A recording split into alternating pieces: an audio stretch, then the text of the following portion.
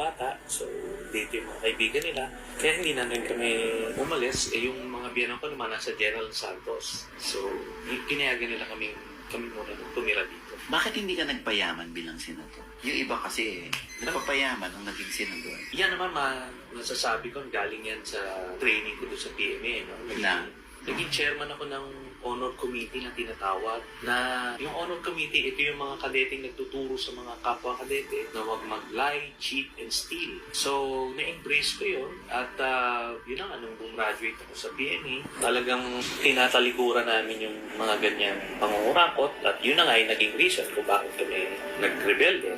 Then, nung nakakulong ako, 7.5 years, doon ma-appreciate mo yung mga maliliit na bagay. Na kahit may magdala lang sa amin ng Jollibee o McDonald's, parang piyesta na sa amin. Talaga? Oo. Kaya doon mo makikita na yung mga magagarbong mga bagay o mga desires, hindi siya necessary. Yung pagmamalabis, hindi kailangan yun. Kasi kung wala ka namang peace of mind, wala rin yun. So, dito, everyday, mahimbing naman tulog ko. Mahimbing ang tulog mo dahil? Dahil wala akong inagrabyado, wala akong ninakaw, wala akong pinagsamantalahan. So, you can sleep soundly. So, ano mas importante sa iyo?